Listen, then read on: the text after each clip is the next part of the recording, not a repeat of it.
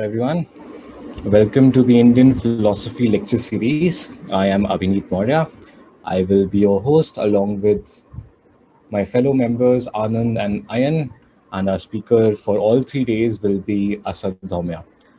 Um, we started Philosophy Club back in November 2020 because we all wanted a forum to discuss philosophical issues.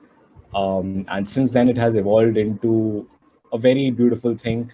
And this is our first open event, and we are really hoping that this goes wonderful and all the expectations that you have had from this lecture series are met.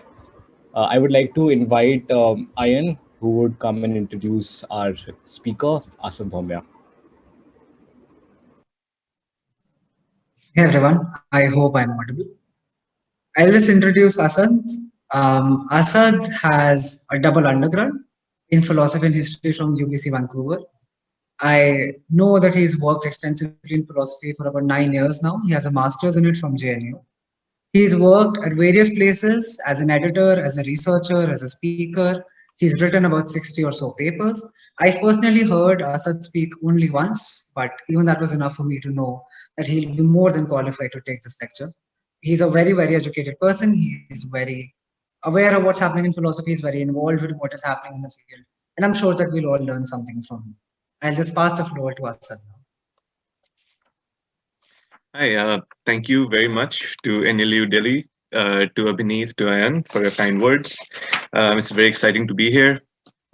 This is a subject that I have been very interested in for a long time, ever since I took my first elective in my undergrad on Indian philosophy. And my professor, Ivan Thompson, gave us a paper on the Upanishads. And in that period of time, I had avoided a lot of Indian philosophy because of the lot of connotations that I had about it. And the way that that course broke through those connotations and opened up the speculative beauty of Indian philosophy is something that has been a part of my journey with philosophy ever since. So I'm very happy to have you all here, and let us begin. I am assuming that a lot of the terms, a lot of the general terms may or may not be familiar. I'm assuming that they won't be familiar, so I'll be explaining the very basic terms from scratch. And as they reappear, like layers of paint, they'll become more and more familiar. So if a technical term seems to be a little elusive in the beginning, that's perfectly all right. This is how this whole business works. So to begin with, the outlines or the major branches of philosophy are typically seen as metaphysics, epistemology, logic, and ethics. Metaphysics is the study of or the inquiry into what is, and the corollary of what is what isn't. What is the case, what is not the case, what is being, what is non-being. These are some of the main topics within metaphysics. Any metaphysics then demands a justification. If you're making a claim as to what is the case, you will need to justify or qualify how you can make that claim. And that field is called epistemology. Epistemology is the study of knowledge, the theory of knowledge, theory of justification. Logic is the study of the invariable connection between premises and conclusions, the way propositions line up together to make a certain form of inference inevitable or the most highly probabilistic. And ethics, as we all know, is it deals with the codes of conduct within one's own self, within one's society. And all of these branches of philosophy are what together make some of the greatest inquiries in the different schools of thought, from Western philosophy to Indian philosophy. This very notion of Western philosophy is something we will have to problematize before we begin understanding what Indian philosophy is. Because in a way, our understanding of Indian philosophy is set in the backdrop of something which is Western philosophy that we have some idea of. And then there is Indian philosophy where we might have more connotations rather than an actual understanding.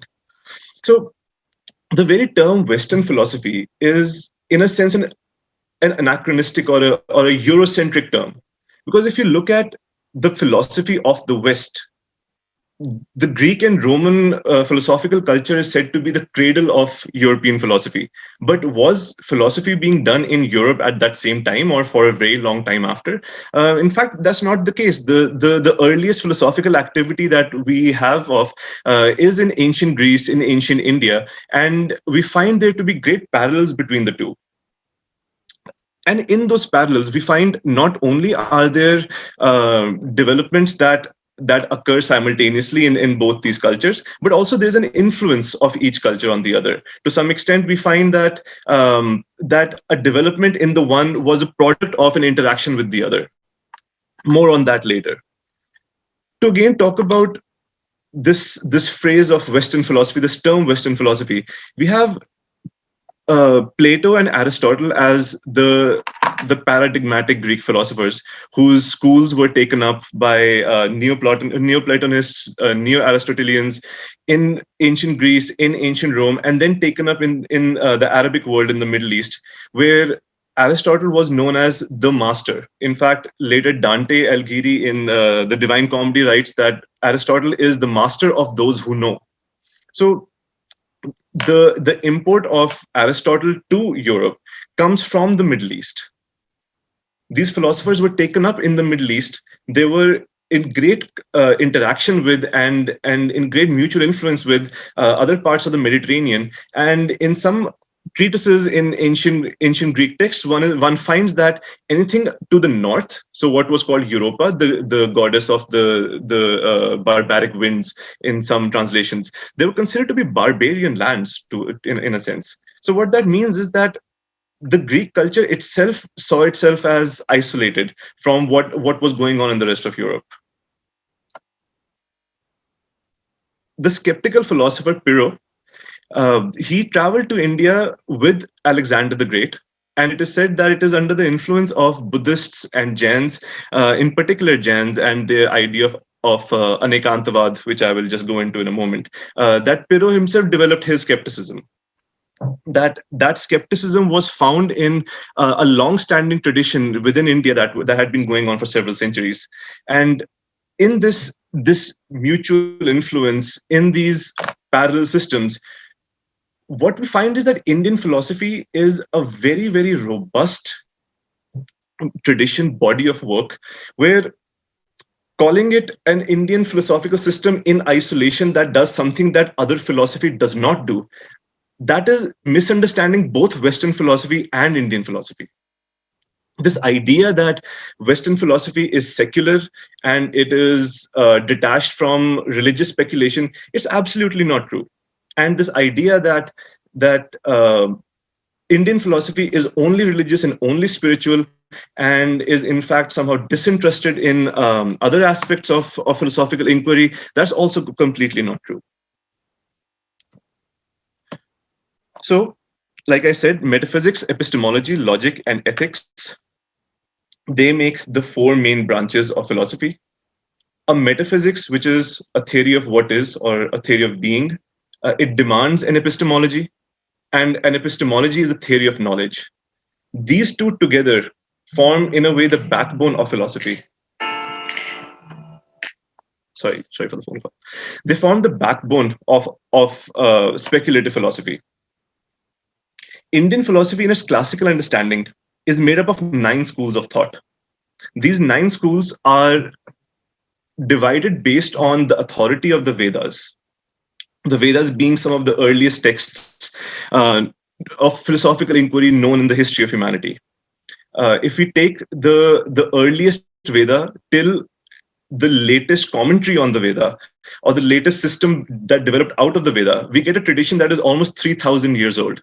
From 1500 BC, where we have some of the oldest Vedas, the Brihadaranyaka Veda and the Chandogya Veda, and 1500 CE, or the Common Era, where we have some of the Vedantic schools, the last Vedantic schools that develop in commentary of the Vedas. The Vedas are considered to be eternal, authorless, and the direct revelation of reality. In some sense, they're considered to be even greater than the divine knowledge or the revelation of gods. They're referred to as Shruti. the word Shruti means it is heard or it is remembered.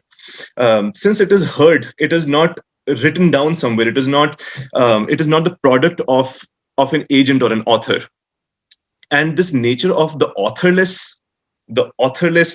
uh, tradition of philosophy, it comes down to forming these large schools where the development of a thought takes place over several centuries. For many of the developments, you did not even have the name of an author. The name of an author is used mostly in terms of a compiler or a systematizer that comes later on. The systematizer is retrospectively taking all the major developments in a certain school and bringing it together in a single body, a bhashya or a sutta, that then is used to develop retrospectively or retroactively this idea that there is a school of that philosophy. These schools may exist over 700 years or 500, 600, 700 years before a compiler, someone like um, Shankaracharya in the 8th century develops Advait Vedanta, which is, I'll go into the details of what those terms mean in a moment.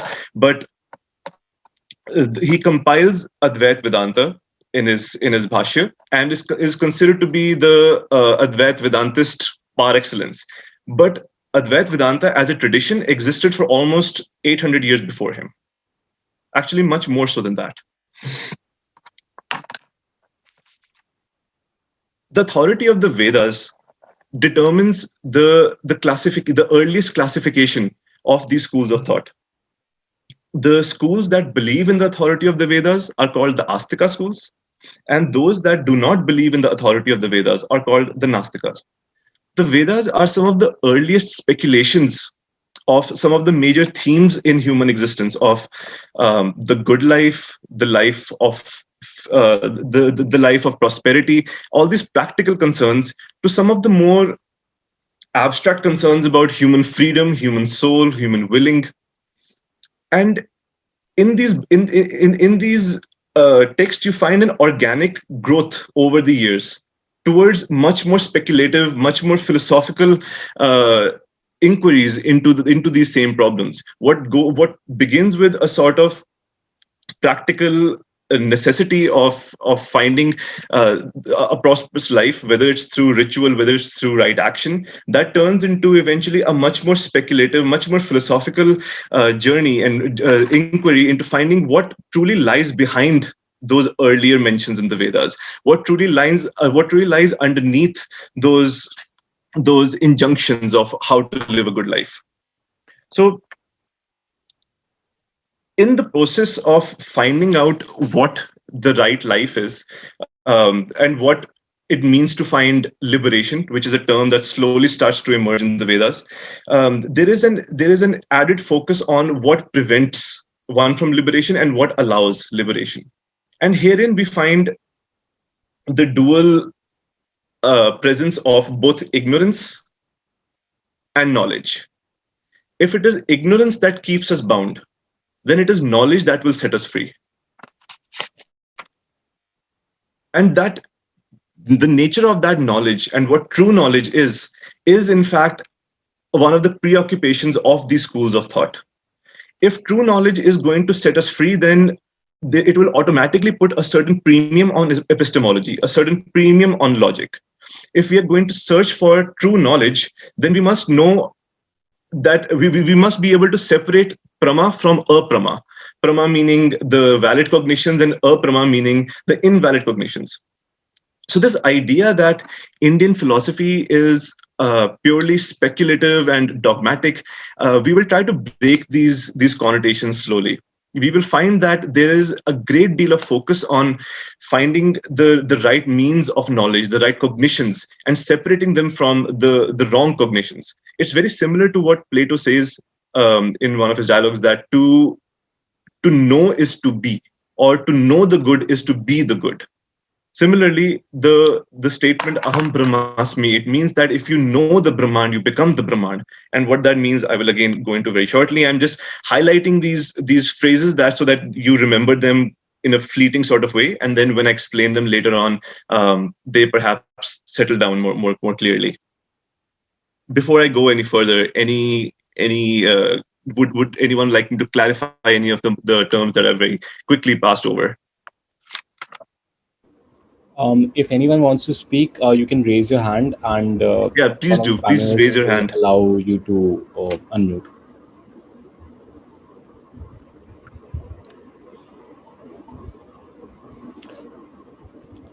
Sarvagya. Right.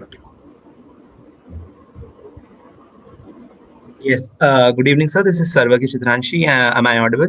Hello. Yes, yes, you are. Yeah, sir. I just wanted if you can just emphasize on the statement "to know is to be," and on the statement like if you know the universe, then you essentially become the universe. Because what I feel is that there is a difference between knowing factual knowledge and actually realizing that particular knowledge. Because Exactly. what we emphasize in Indian spirituality is that realization of facts is more important than actually knowing them, so that when you realize something that you actually can bring that out in your life. So if you Yes, can just thank you very much for that point, Sarvagya, and that's a good springboard into the next aspect of realization of knowledge that I was just about to go into, and that forms a very important backdrop for that. The idea that simply knowing something is not enough, that the limits of knowledge are inscribed within the inquiry into true knowledge. Now what that means is that if you believe that your intellect alone will lead you to the right knowledge, then that is like paddling. This is a Buddhist example. That is like paddling with an oar that is heavier than the boat.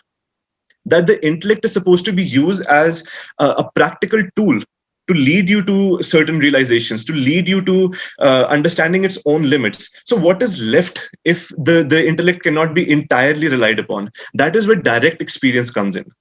So when yoga and Vedanta talk about sadhana, when Buddhism talks about direct experience of the four noble truths and the Ashtangika Marg, the noble eightfold path. These are circumscribing the limits of what intellect can take us towards. Another example of that is from this famous story in Buddhism about how one of Buddha's teachers asks him about the 10 famous metaphysical questions that the Buddha was silent upon, whether the universe is eternal, whether the universe is non-eternal, whether the soul or the Tathagata, the individual that has become a Buddha, survives after death, or whether they don't survive after death. The Buddha replied by saying that it is like being poisoned with a poisoned arrow, and instead of removing the arrow, you're asking questions about the nature of its make, who shot it at you, whether it's made of wood or whether it's made of some other substance. The intellect can only get you so far, and it is a matter of direct experience that can go beyond the passive speculations of the intellect.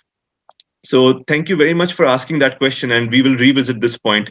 I only stopped to have anyone ask me a question at this point because the technical terms that appear, they do ask for some clarification, and I instead of having one major break in the middle and then at the end, I will like to stop briefly in between to recapitulate.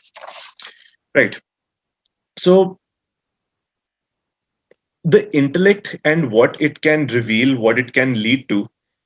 The intellect is perhaps the only means that we have to start to dispel avidya or ignorance, but intellect alone cannot let us reach that point. There is a practical aspect of direct experience with the ultimate reality, with the reality that lies behind or lies above our present reality, that is to be experienced via direct experience. This is one of the main themes of these three Upanishads: Chandogya, Mundak, and Mandukya. In these Upanishads, we have characters who, I won't go into too many details, who are what is the true nature of consciousness? What is the true nature of the self? The idea is that somehow the true nature of the self reveals something about the true nature of the universe or the true nature of reality, that there is a mirroring of the two. This is in particular a view in the Upanishadic thought. Before we go into the Upanishadic thought, to again reiterate the major branches of philosophy, of Indian philosophy, the Vedic thought, which will make up the bulk of our second session, the Vedic thought and its speculative movement, which is finally taken up in its last section, which is the Upanishads. It goes from the what's called the Karam Kand of the Samhitas and Brahmanas, the first two parts of the Vedas, to the later two parts, which are called the Gyan Kand, the Aranyakas, and the Upanishads. The first part deals more with the practical aspects of the Vedas, or what can help one lead a more prosperous life, what can help one attain certain satisfactions within one's life and attain favor with the gods, to what is then the Gyan Kand, which is the philosophical underpinning of those injunctions. And in the Gyan Kand, we find the cream of Vedic thought. That is why the Upanishads are called the Vedantic, the Anth of the Vedas, the Vedantic thought. And we find that within the Vedas, there is an organic movement that takes place. There is a development of thought. Not only can you find shlokas and passages that help affirm multiple interpretations of the main themes of the Vedas and Upanishads, but you also find a development that is critiquing the previous work as well. In fact, the Upanishads were famous for critiquing the ritualism of the Karam Kand part of the Vedas. That is why one of the connotations, one of the very unfortunate connotations of Indian philosophy, of it being dogmatic, is so utterly flawed once you are encountering any form of Indian philosophy. So today's session, it deals with charting a map of what Indian philosophy is, the characteristics of Indian philosophy, some of the main themes, main interests, and dealing with the false connotations that people have of it. So one of the connotations of it being dogmatic, I want to read out what is called the hymn of creation. It's the 129th sukta of the 10th mandala of the Rig Veda. And this is a clear example of the very speculative nature of Indian philosophy, of Vedic philosophy. I want you to pay attention to two things here. One, what is being said, what is being stated as this is the case. And secondly, what it seems to put forth as speculation that perhaps we don't know. There is both statements made to what is the case and statements made to that there is perhaps that which we do not know behind these facts. Now, some can read it as a speculation within the Vedas that they themselves don't seem to know. Later interpretations will say that these riddles are put there for a reason. They're put there to test the intellectual or the spiritual journey of an individual in trying to discover those truths for themselves. In the Katha Upanishads, for example, when Nachiketa, the character Nachiketa, has a dialogue with the god of death, Yamraj, about what happens to the soul after it dies, what is the nature of the soul. Yamraj says that even the gods do not know. Now, these concepts that may seem somewhat paradoxical to us are, by certain interpretations, put in the Vedas for the explicit purpose of weeding out the so to say non-serious or non-speculative seeker of truth versus the one who wants to go beyond the seemingly, or who wants to go beyond the apparent. So the Nasadiya Sukta, it's called the hymn of creation. It begins as such. There was neither non-existence nor existence then, neither the realm of space nor the sky which is beyond. What stirred? Where? In whose protection? There was neither death nor immortality then, no distinguishing sign of night nor of day. That one breathed, windless, by its own impulse. Other than that, there was nothing beyond. So far, we find statements of what was the case when neither non-existence nor existence occurred. The very phrase neither existence nor non-existence is in a way pushing the mind to exhaust its possibilities. It's pushing the mind to understand that the categories of the mind are limited. You can think of something as existing or non-existing. But if there is neither existence nor non-existence, what is there? The very linguistic riddle that is in this statement, it is repeated throughout the several schools of Indian philosophy, especially in Buddhism. One finds in the Mahayana school of Shunyavad of Nagarjuna this application of the limits of the intellect. The limits of the intellect are exhausted, so to say, that what is left or what is beyond them is where true knowledge exists. So the intellect cannot lead us to that true knowledge. So again, back to the Naastik Sukta. Darkness there was at first, by darkness hidden. Without distinctive marks, this was all water. That which, becoming, by the void was covered, that one by force of heat came into being. So a certain statement is being made about the genesis of the world, the genesis of reality. But the next statement is, who really knows? This is the next statement. Who really knows? Who will here proclaim it? Whence was it produced? Whence is this creation? Gods came afterwards with the creation of this universe. Who then knows whence it has arisen? Whether God's will created it or whether he was mute. Perhaps it formed itself or perhaps it did not. Only he who is its overseer in highest heaven knows. Only he knows, or perhaps he does not know. This, for me personally, began my fascination with Indian philosophy. Just the extremely paradoxical nature of this passage, which seems to force one to confront one's own limitations of thought, which initially may seem like indeterminacy, but clearly points to something more. It points to something that lies behind even what divine knowledge may be. When in the Katha Upanishad, Yamaraj says that that is something even the gods do not know, he's pointing towards a knowledge which can be known, and it is taught to a little boy. It's taught to a very young child who is capable of that learning.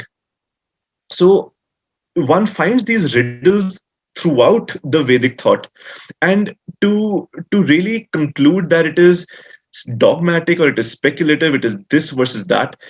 Not only, well, you can find several passages that seem to affirm any of the positions that you hold, but if one reads carefully, one finds that there is an evolution, there is a movement that is going on that is pointing towards a higher truth or a deeper truth that lies behind all these apparent features like gods and human beings and divine knowledge and divine activity. That behind this divine activity, behind the creation by the gods, there is something greater. The idea that Indian philosophy is overly spiritual and deals overly with religious matters, it is contradicted by several schools of thought, not just by the fact that there is an unfair exaggeration of the spiritual aspect, because it is one of the many topics that are taken up within Indian philosophy. In fact, it is said that in Jaimini's sutras on Purva Mimamsa, which is the first two parts of the Vedas, the Karma Kand part, the Samhitas and the Brahmanas, that just his sutras on just those two parts contained over 1,000 topics. So it feels like a very gross oversimplification to say that they deal only with the spiritual. Now, the following statement is very important.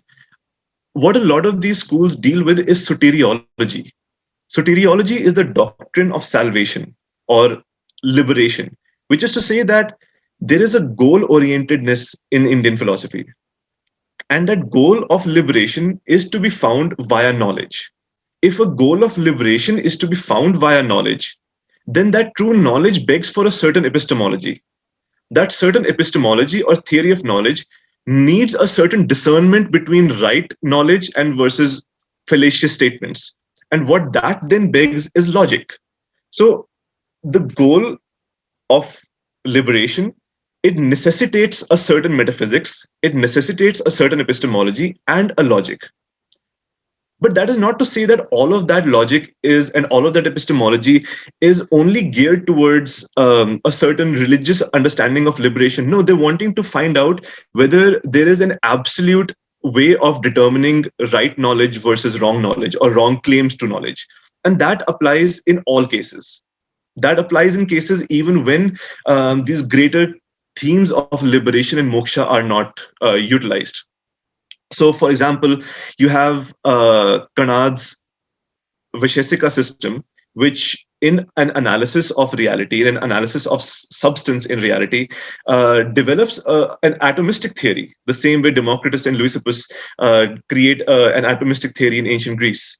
This is so far removed from what it will do for liberation that that calling it to be only geared towards liberation or only serving the purpose of liberation is in fact undermining the speculative and the theoretical genius that these schools bring forth, the kind of great strides that they make in human knowledge.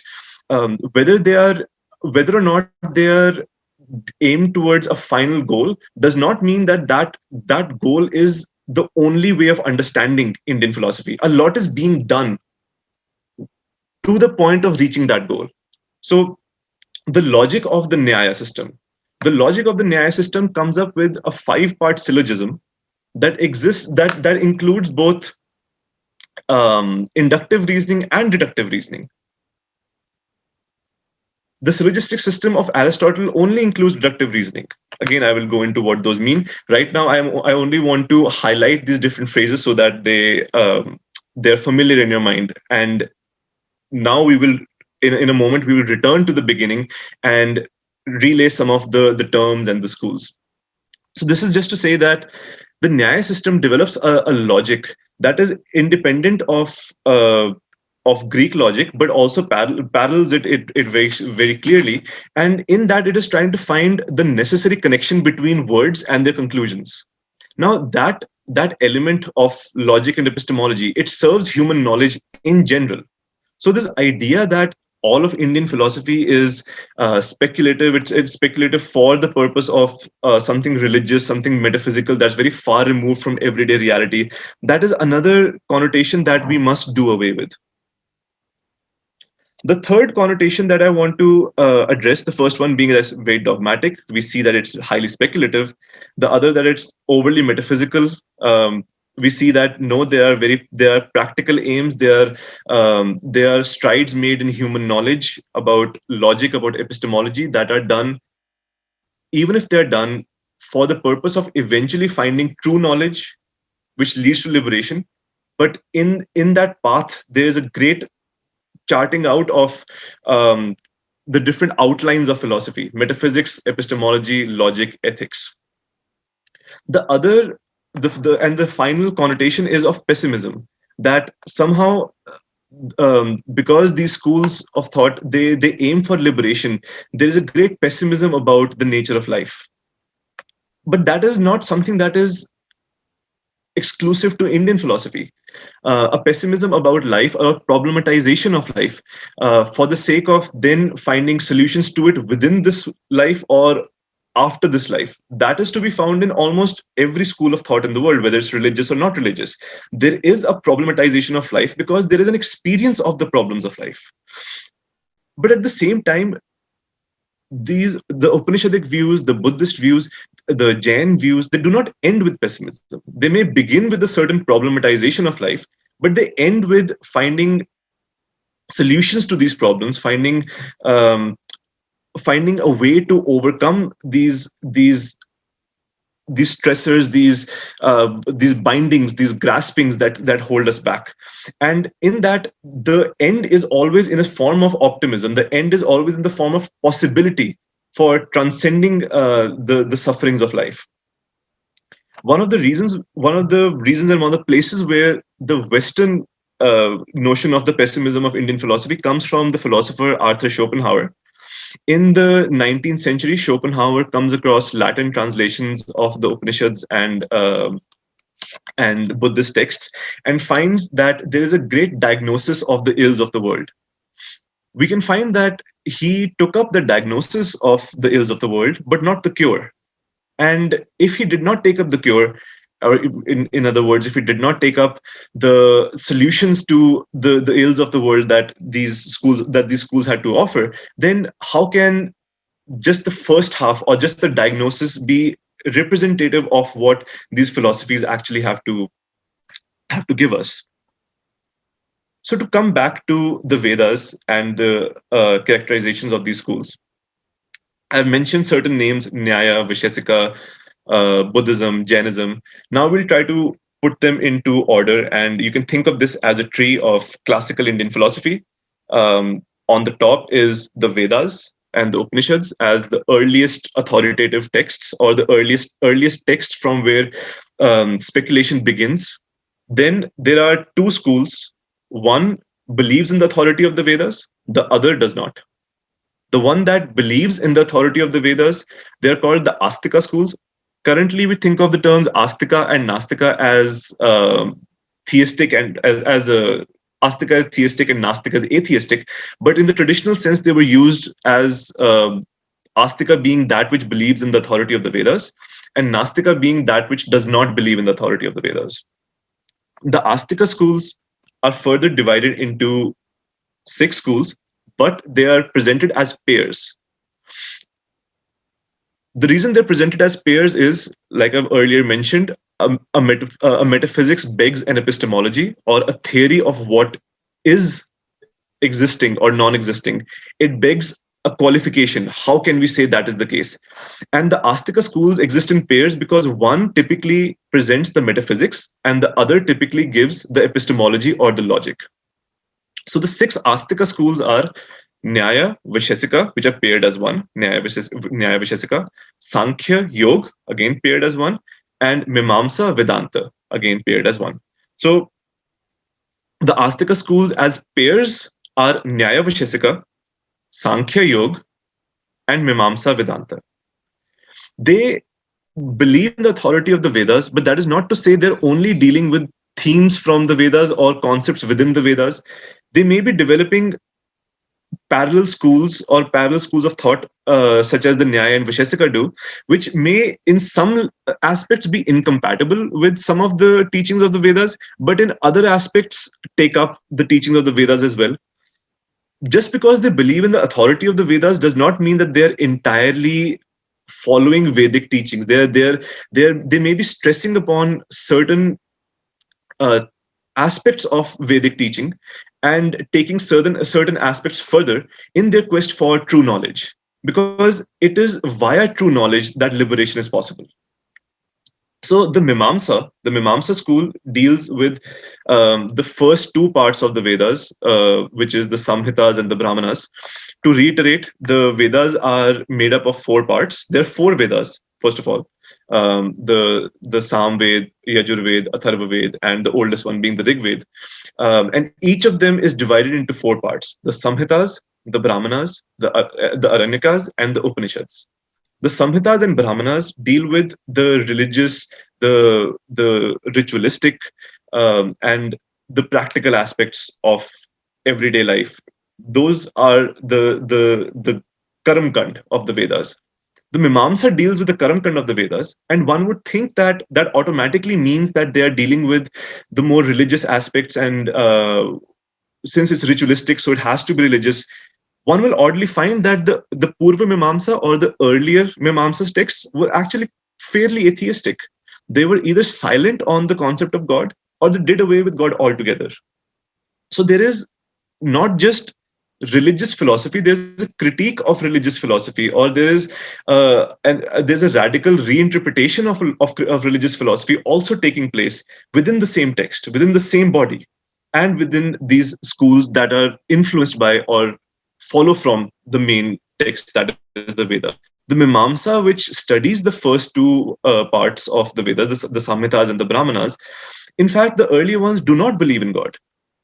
And the reason for that, and they do not believe in God so much so as they don't talk about God, or they pass over the concept of God by saying that if there is a law of karma, then why does one need God? If karma is an independent force that guides birth, rebirth, the actions and their consequences, then where does a god come in, and what role does a god have to play? This is also a recurring theme in these schools. The Sankhya school as well would say that its conception of Purush and Prakriti, its two main forces that cause genesis, cause the unfolding of the world, they are enough to explain all phenomena. And they're also enough to explain liberation. So why does one need God? So within these same schools, you find some schools that depend very much so on a conception of God, and some schools which do not. In the heterodox characterization, you have Jains, the Jain school, Buddhist schools, and Charvak. The Charvak school is avowedly materialistic and atheistic.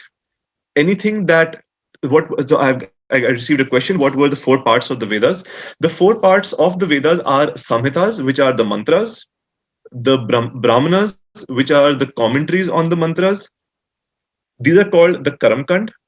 The second half is the Aranyakas and the Upanishads. It's a progression, it's almost like a linear progression from ritualistic to philosophical. The Aranyakas form a bridge between the ritualistic and the philosophical of the Upanishads. The Upanishads, which are the final part, the Vedantic, the Ant of the Vedas, or the end of the Vedas, they are the most philosophical aspect of the entire Vedas. And Vedantic thought, which is one of the Astika schools, they deal with the Upanishadic teachings, the secret teachings between the guru and the pupil in the Upanishads. They also deal with some of the Upanishadic teachings which are taken up in the Bhagavad Gita, as well as the oldest systematization of Upanishadic teachings, which is Badrayan's Brahma Sutras. So what texts are focused upon, what texts are taken up for further study, they also will vary from school to school. So to return to the classification, you have the Vedic teachings as some of the earliest speculative bodies of work. And those that believe in the Vedic teachings, they are of 6 schools in pairs. Sankhya Yoga, Nyaya Vaishesika, Mimamsa, Vedanta. On the heterodox side, you have Jainism, Buddhism, and Charvak. It's not to say that there are no overlaps in, say, Jain Buddhist thought with the Astika thought, but the main point of distinction is that they do not believe in the authority of the Vedas. Now, most of these texts, most of these works, especially Jain, Buddhist, and the Upanishadic, they are all being written there, or the commentary on them is all taking place in the several centuries BC. Most of the Astika schools, they develop in the first several centuries CE. If you know, we don't use the term AD, BC anymore. It's BCE, before Common Era, and CE, which is Common Era. So when we have a compiler such as Nagarjuna, who I believe it's in the 6th century or 7th century CE, who is compiling a certain doctrine of interpreting Buddhist teachings called the Madhyamika school, or the middle way. The tool that he's utilizing to analyze all philosophical concepts is called Shunyavad. But he was not the originator of Shunyavad. Shunyavad existed in the works of someone like Ashwaghosh hundreds of years ago. This is one of the reasons why it's hard to entirely understand how Indian philosophy differs from Western philosophy, because the authorless nature, or the multi-generational nature, the traditional nature of philosophy is what really sets it apart from Western philosophy, where you might have individual philosophers and their contributions. So if you want to talk about Platonic thought, you automatically you turn to Plato. When you want to talk about earliest logic, you turn to Aristotle. But when you want to talk about something like the Mimamsa school, you would have to take Jaimini's work, you would have to take Prabhakara's work, you will have to take Kumarila Bhattacharya's work. And these 3 names, Kumarila Bhattacharya, Prabhakara, Jaimini, that spans almost 1,000 years. So because of that, we do not entirely see Indian philosophy as a work of authors, we see it as a tradition in which different authors, they play their part. And after they've played their part, you usually have a compiler who retrospectively takes all the different developments within that school and puts a further commentary on it, or an explanation or systematization. So when we study these different schools of thought, we study them as a school more so than the work of individual philosophers. The individual philosophers come in between that study. Whether it's Vaishesika, Nyaya, there might be certain names that tend to dominate the discussion more, but these schools exist for hundreds and hundreds or thousands of years before they're compiled, before you have a system that originates. So even with Advait Vedanta being one of the main interpretations of Vedanta by Adi Shankara in the 8th century CE, there existed almost I believe a 1200-year history of Advait Vedanta. That is one of the complications in understanding how Indian philosophy should be approached, because for the student, you're dealing with something that is developed over thousands of years, and it's obviously daunting to know where to begin, who to study. But that's also because we're tuned to think about studying philosophy as a who to study. It's not so much so a who, it's more of a tradition that we have to take up. Right.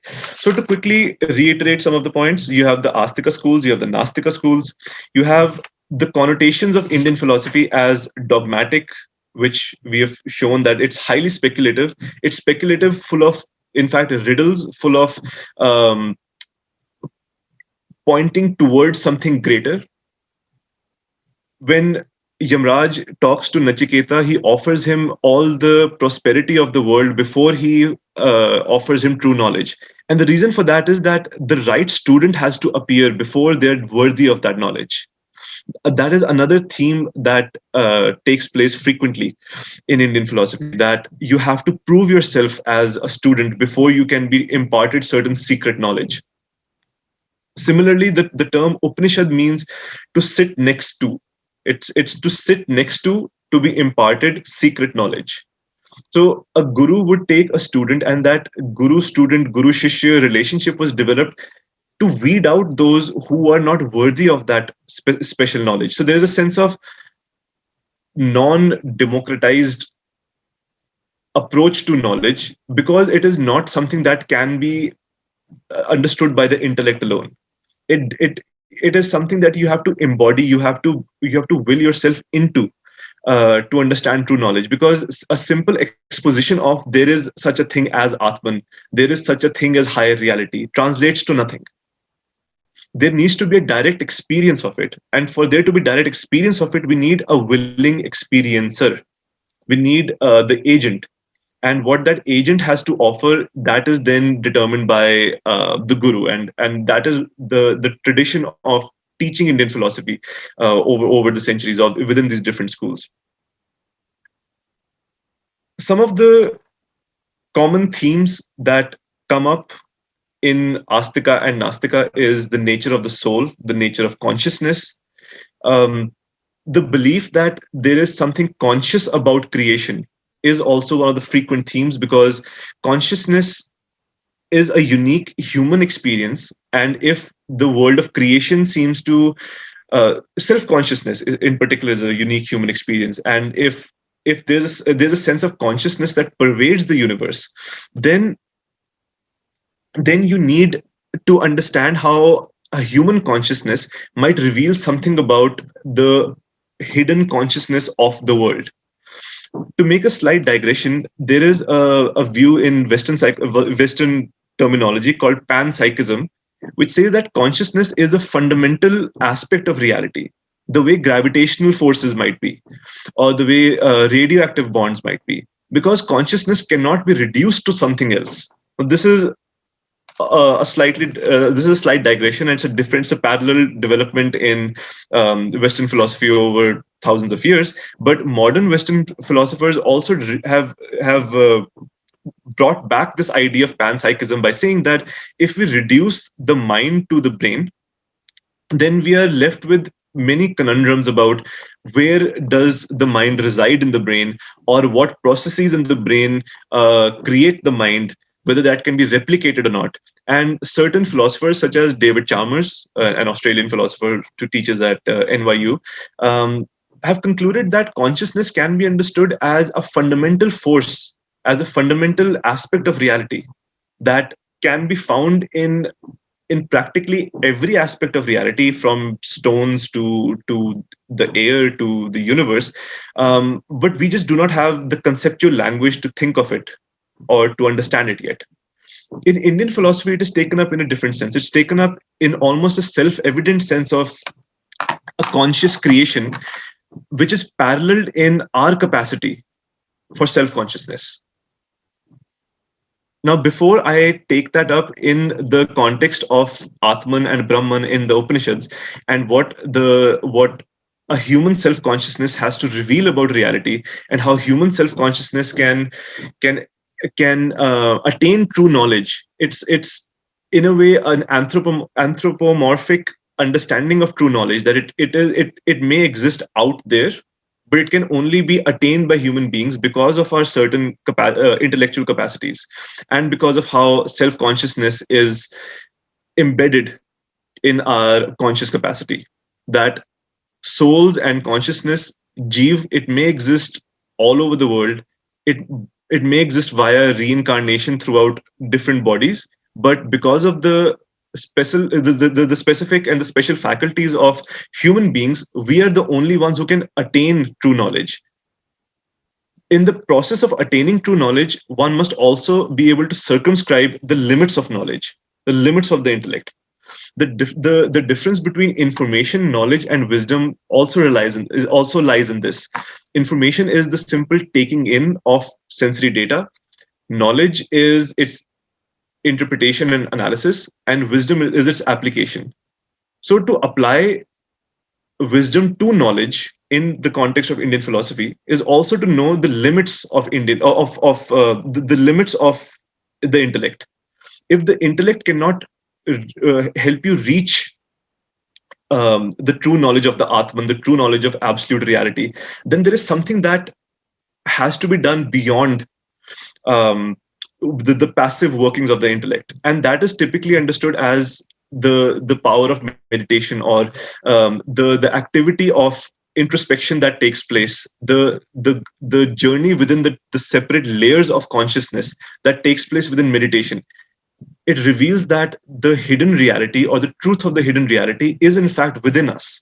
It's within the different layers, it's hidden behind the different layers of consciousness, and I will just go into that right after I take up a few questions. That consciousness is something special, and that consciousness reveals something about true reality, is in particular a feature of Upanishadic and yogic thought. In today's session, we are touching upon so many different things, and that's why we are dealing with breadth more than depth. In the next two sessions, we will go into the depth of it more.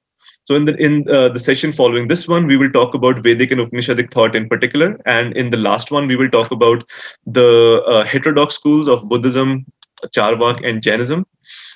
Today, we want to understand the connotations of Indian philosophy. We want to understand its basic preoccupations, the idea of Western philosophy and Indian philosophy and how they differ, and the idea that the goal-orientedness of Indian philosophy, the soteriology, which is the doctrine of salvation, the goal-orientedness of Indian philosophy, in fact, leads to a certain metaphysics, which requires a certain epistemology, which requires a certain logic, and has ethical implications. So before I resume, I would like to take a 5-minute pause. And in that, I welcome everyone to ask any questions and ask if there's anything they would like me to clarify.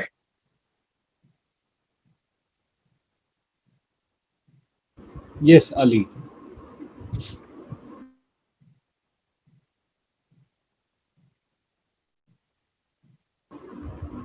Ali, Hi. you can unmute yourself. You might have to unmute yourself if you're, yeah. Can you hear me now? Yes, I can. Yeah, my Hi, Ali. apologies. Yeah, my apologies. My question, actually, I have two questions actually. So Yeah, my first question was like, from what I've understood, there was a lot of emphasis on direct experience. yeah. So am I understanding this correctly as they are rejecting the idea of a priori knowledge that you can know something that is totally independent of your actual experience?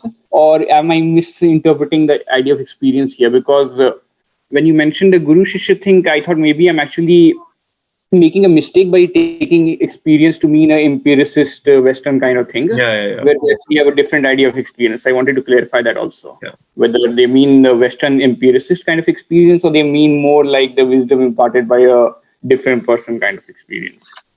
Yeah, that's a very good question. You mentioned that you had a couple other. If you ask them all together, I can answer them in succession. Or would you like me to answer that one first? At least two questions in practice. My first part of the question was about whether they are rejecting a priori knowledge, and the second was whether I'm simply making a mistake by thinking they mean empiricism when they say experience, or they have a different idea of experience. Right. So the idea of a priori knowledge, and for those who don't know what that means, a priori knowledge is knowledge prior to any experience.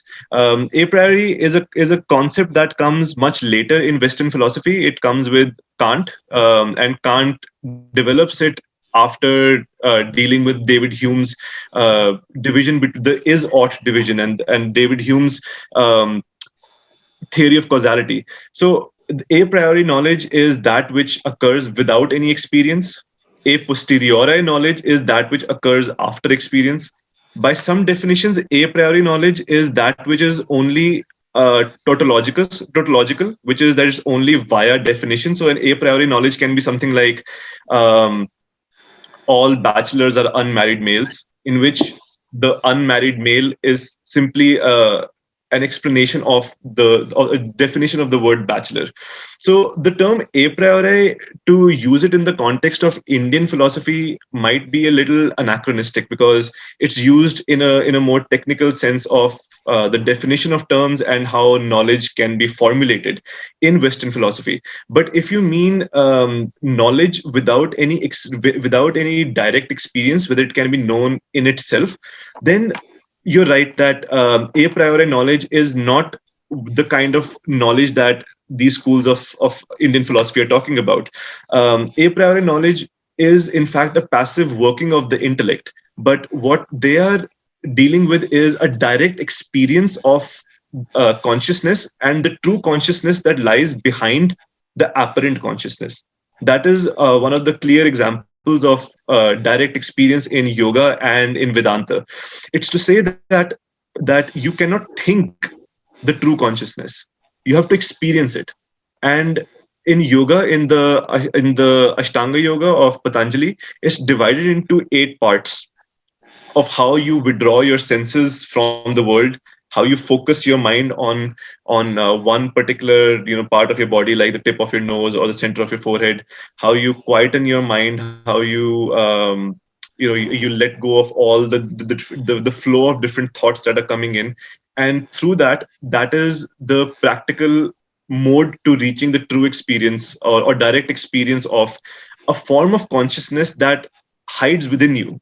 So there is a certain privileging of meditative experience that is then explained as reaching a point where you are no longer the way you understand yourself or your consciousness. It is going beyond your typical understandings. I intend to go into that in just a moment, about the 4 stages of consciousness as it takes place in Chandogya Upanishad and Mandukya Upanishad, and how the journey within the self, by removing the layers of consciousness from the apparent, which is the waking state, to the sleeping state, to the dreamless state, and what lies behind the dreamless state. The direct experience of that, and it again, by saying it does not mean that one can conceptualize it. That's the very nature of it. You cannot explain it by talking about it. It can even seem nonsensical by even postulating that there is such a thing beyond what you can directly experience, which is why in many of these riddles or these intellectual exercises, the writing or the text begins with putting forth a statement that you cannot conceptualize. So the very statement that there is something beyond existence and non-existence, it is made to show the limits of knowledge or limits of the intellect. Because we cannot think of something beyond existing or non-existing, then what is left is a mode of understanding that cannot be led by the intellect. I hope that did that answer your question. Would you like me to take up another part of it? That's a very interesting question. What is the nature of direct experience, and what is the limit of the intellect? Yeah, it answered my question. Thank you. Thank you for the question. Anyone else? We are still taking a little bit of a break before we resume. Suhan, you had a question. Yeah, hi, Asad. This is Soham here. Hi. So I have two questions as well. Yeah. Firstly, you talked about how Indian philosophy is progressive and it has developed almost linearly into schools of thought. So I want to know if this development process is still being undertaken, or is that something that has stopped after a certain point and now it's just become more, we delve more into practices and interpretation. And my second question is the linguistic barrier into studying old forms of Indian philosophy. So since most of it is written in I think I'm presuming Sanskrit. Sanskrit, yeah. Yeah. The both and the in the development of Sanskrit, so that old terms become obsolete, and also readers and interpreters in different languages interpreting these texts to form meaning. What are these linguistic barriers in understanding the original meaning of the text? I know that's an excellent question, and that is something that any reader of Indian philosophy faces. In Western philosophy, you typically have a few technical terms that are repeated enough times to explain just about any sub aspect of that philosophy: metaphysics, ontology, epistemology. But you find constantly changing Sanskrit terms, reappearing Sanskrit terms, and they're not translated usually into English. And the reason for that is simply the nature of Sanskrit as opposed to the nature of English. That Sanskrit, like German, like some other languages, I believe the term is agglutinative. There's a grammatical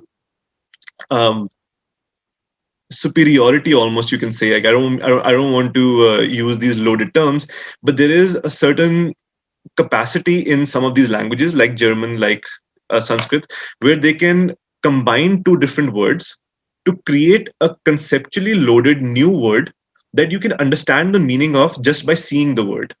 So if I want to, for example, talk about the Vishesika theory of atomism, if I were to define it in English, there would be it would be a definition as long as a sentence, that there is such a thing as an atom, and it's considered to be a cause. There's a causality via the atom, and in Vishesika, there is a system that builds upon causality via atoms. But in Sanskrit, the word is Parmanu Karanavad. Parmanu being atom, Karan being the reason or the causality, and Vad, I believe, it being like the way, the way to apply it. In German, an example that comes to mind is the German phrase Vergangenheitsbewältigung. The single word to a German reader can explain the entire meaning of it, which means something like overcoming your past by directly confronting it. But if you want to explain that in English, you will have to do a definition, like a full-fledged definition. So that is one of the shortcomings of the English language, that it cannot conceptually join words so as to make a certain kind of discourse easier. That's why translating works from languages that are able to do that via their grammar, languages like German, they form some of the hardest philosophy to do in English. So French philosophy is easier to do in English relatively. Spanish philosophy is relatively easier. German philosophy is, of course, there is a certain amount of difficulty that comes in German idealism of the 19th century, for example.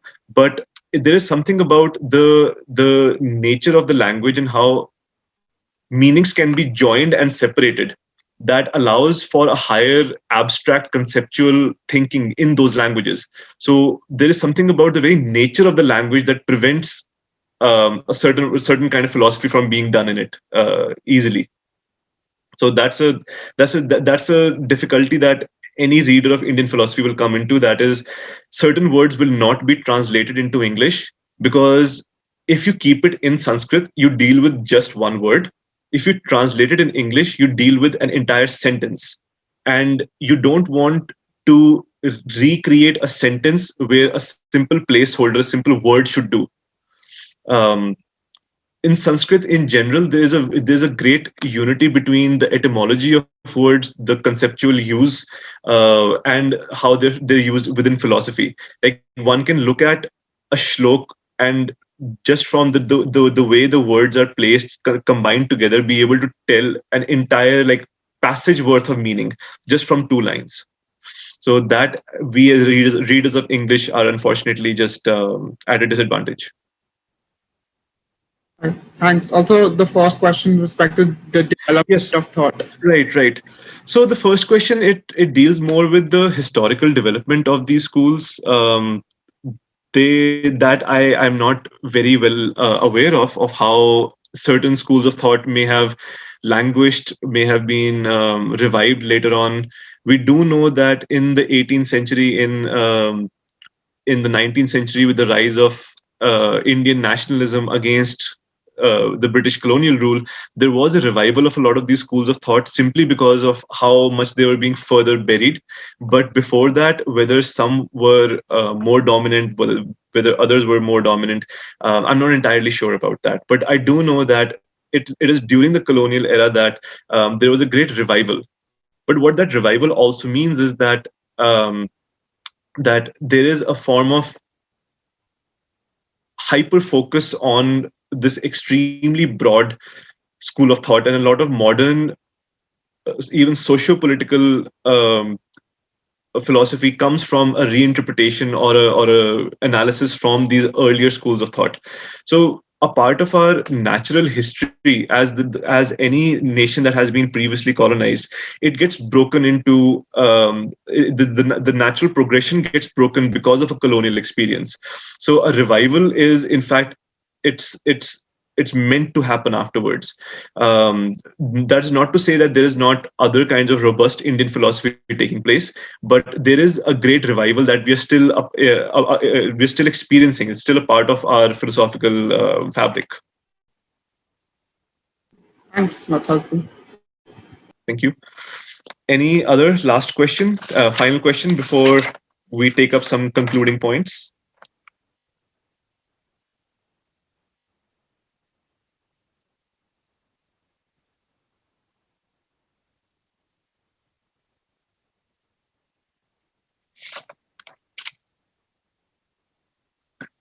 Right.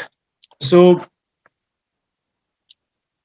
far we have covered some of the major connotations of Indian philosophy, the divisions within classical Indian philosophy between the Astika and the Nastika, some of the main preoccupations. The preoccupation is goal oriented. It's geared towards liberation, and liberation asks for a certain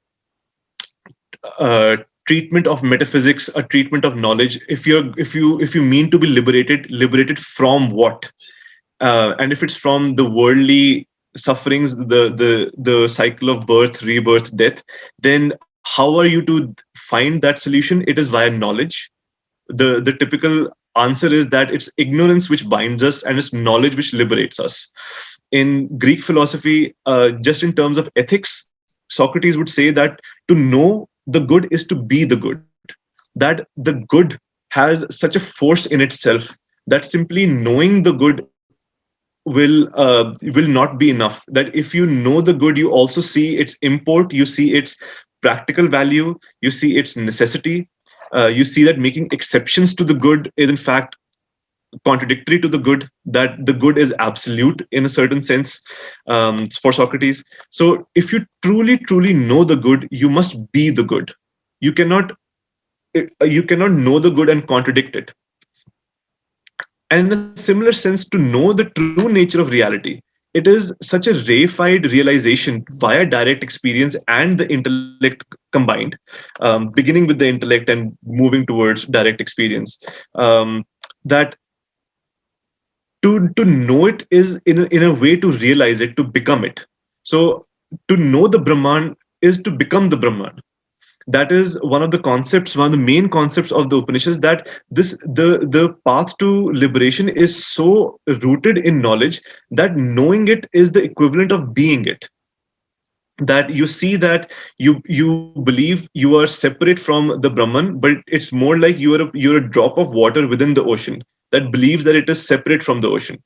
And it's the moment it realizes its true nature, it can merge in the ocean. Now that nature of moksha, it differs from school to school. In some schools, it's the moment of realization that you immediately become one with the true reality. In other schools, it may be after your death.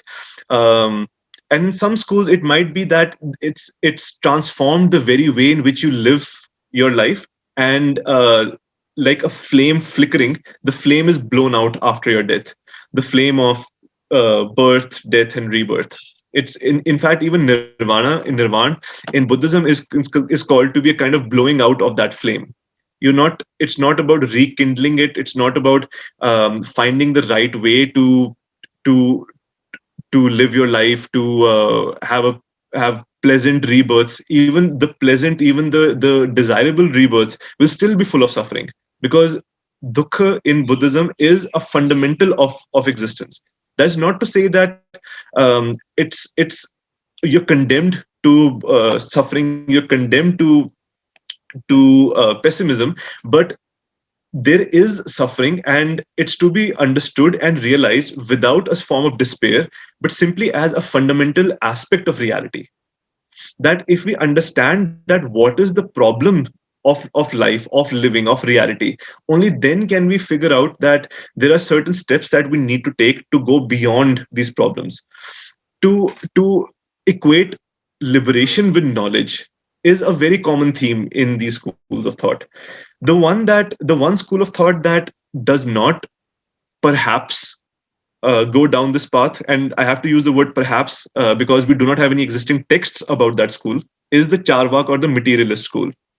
In fact, all of the commentary that we have about the Charvak school of thought is from its detractors. It's from some of the commentators who disagree with its basic premises, and also there may be a socio-political element to it, that the Charvak school was very critical of the ritualism of the priests in Vedic practices. So how much of the criticism of Charvak philosophy is true versus how much of it's exaggerated, how much it's cherry picked, how many of it there are strawman arguments, we presently just don't know. There is an author by the name of, I believe, Ramakrishna Bhattacharya, who wrote a book on the Charvak Lokayata school in 2011. Let me just confirm the name.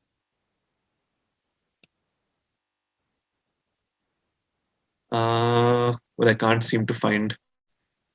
Yes, Ramakrishna Bhattacharya in 2011 wrote a book about showing that the Charvak school, in fact, has been misrepresented over the centuries, and we have to take that any commentary on the Charvak school we will have to take with a grain of salt.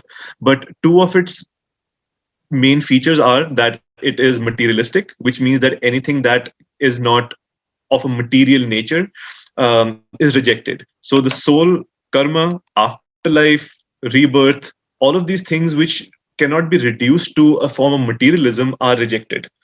The Charvak school is also one of the oldest schools of thought. We find mentions of it in early Buddhist texts, in Jain texts, in some of the Mimamsa and Vedantic texts.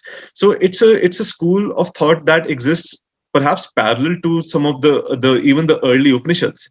In some of the Upanishads, there is a representation of the Charvak school as being taught by Brihaspati, the god of the teacher of the gods, to the asuras, the demons, so that they would be ruined by a bad metaphysics. I mean, this is like one of the really funny, really interesting ways of critiquing Charvak, to say that the metaphysics is so bad that it was taught by the gods, by the teacher of the gods, to the asuras, so that it would ruin them. But going back to the Charvak views, it's of materialism. We will go into this more in detail on the third lecture. So it's of materialism, and its theory of knowledge is of direct perception. That there is if all that exists is that which can be directly perceived, then there is a special privileging of perception. So the famous phrase "pratyaksh ko praman kiya," it's related to the Charvak privileging of perception, of direct perception. But whether they believed only in hedonism because they don't believe in karma, that has to be taken with a grain of salt. I mean, we do see examples of them critiquing the ritualism of the Vedas.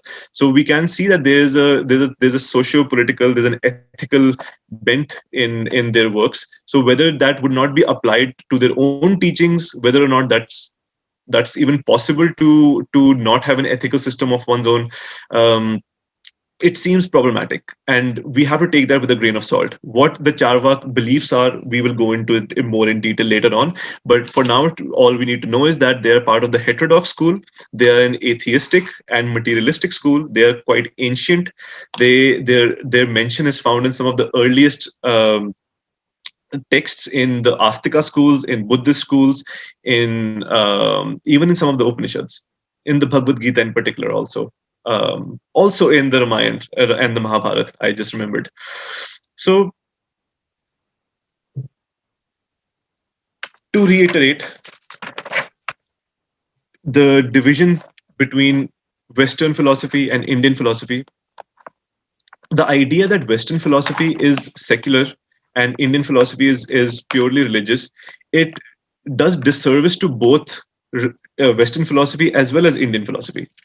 This idea of Western philosophy being purely secular or purely pragmatic, purely logical, that idea of purely anything is anachronistic. You may have certain philosophers that only deal with logic, but you might have certain philosophers that deal with mathematics as well as religion. Like Descartes, the mathematician, in his great rationalist work, the Six Meditations on First Philosophy, had to eventually invoke God to be able to justify our senses, to be able to justify the fact that we can believe our senses because a benevolent God will not deceive us. But when we remember Descartes' contributions as a rationalist, we don't perhaps focus so much so on that religious justification at the end. Now, why we do not focus so much so for Descartes, and we do have that focus for a lot of the Indian schools of thought, it's simply unfortunate. It's a misreading and an oversimplification. And the goal-orientedness of leading one to liberation, it led to a great development of epistemology, of logic. These schools developed independently. They may have taken the authority of the Vedas to be something as absolute, but they may not deal with the themes of the Vedas directly. They may deal with independent themes that are compatible with the Vedas. These schools developed from the period of 15th century BCE, the oldest Vedas being around 15th century BCE, to about the 8th century CE, when you have the different commentaries having been compiled, the Bhakti movement having taken place, Vaishnavism and Shaivism are now starting to develop in the 11th and 12th centuries, and there is again a great revival of Upanishadic thought, great commentaries on Upanishadic thought. So the Vedantic schools, they start developing, they start flourishing in the 8th to 12th century CE, from Adi Shankara's Advait Vedanta, which is an interpretation of the Vedanta as having a one singular reality, to a Vasisht Advait of Ramanuja, which is an interpretation of the one reality with certain qualities. There's a distinction between the Nirgun Brahman, or the Brahman without qualities, and the Sagun Brahman, or the Brahman with qualities. These seemingly minor points of difference actually then span out to entire schools of thought. In tomorrow's session, after we discuss Vedas and the Upanishads, we will also discuss a bit about Vedanta and how their interpretations about a fundamental nature of reality, fundamental teaching of the Vedas span these different schools, and they flourish from the 8th century till about the 13th century or so. And these put together form an almost 3,000-year history of Indian philosophy, classical Indian philosophy. Throughout the period, you have multiple authors redeveloping certain thoughts, and in some cases they apply their names to the text. In certain cases, they don't. 500 years of a discourse may occur before a compiler comes about or systematizer comes about and forms a definitive version of that school of thought. And because of that, we understand Indian philosophy in terms of traditions much more than individual philosophers. That yes, there are differences between what Komarilla Bhattacharya has to say, what Prabhakara has to say in Mimamsa, but they are a part of the greater tradition of Mimamsa, and that is the best way to understand them. In these different schools, you have Nyaya Vaishesika that develop the logic and epistemology more. You have Sankhya and Yoga, which develop a certain metaphysics of the world, and Yoga that develops a practical way of achieving them. And then you have Mimamsa and Vedanta that are doing a very deep exegesis or a deep study of the Upanishads, and finding that there needs to be a return to the main teachings of the Upanishads to find the true teaching of the Vedas. The heterodox schools, on the other hand, develop their independent schools of thought with their independent texts. Mahavir, Jain, the Buddha, they were both roughly contemporaries in about the 6th century BCE. And their works are taken up by their followers. There are several meetings of Buddhist monks. There are 3 great meetings that take place in the next 300-400 years, especially under the ruler Ashoka. And by that point, you find almost 1,000 different monks with 1,000 different schools of thought coming together. The proliferation of these different schools start taking place very early on. For example, if one finds there to be many sects or many schools of thought within, say, Hinduism, which is a term that is applied much later. So, as you would have seen, I have not used the term Hinduism as of now. It's a historically applied term to those who believe in Vedic Upanishadic thought that comes much, much later. In fact, early on, you would find a great discord between them, even quite violent clashes between, say, the Vaishnavites and the Shaivites. So the idea of a unified religion, there are unified schools of thought, but an overarching religion, these terms come much, much later on. But to return to what I was saying, that within 100 years of Buddha's death, there's said to be over 1,000 different schools having originated.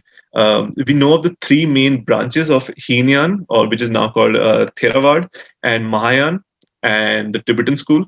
But within Heenan, within Mahayana, there were hundreds and hundreds of different schools that are differing on just minor points of interpretation, and also what texts that they focus on. Each school will focus on a certain group or certain body of texts, and based on that, they will prioritize certain teachings over the other. And that is how these different schools proliferate. One of the last things I wanted to discuss before we conclude for today is, then this was asked, I forget, I believe it was Ali who asked this about direct experience. Direct experience is privileged to the extent that any teachings of the intellect are bypassed for that direct experience. So much so that in the Bhagavad Gita also, Krishna tells Arjun that he must rise above the 3 gunas, and that the 3 gunas which the Vedas deal with, and that he who has known Brahman has little to do with the Vedas.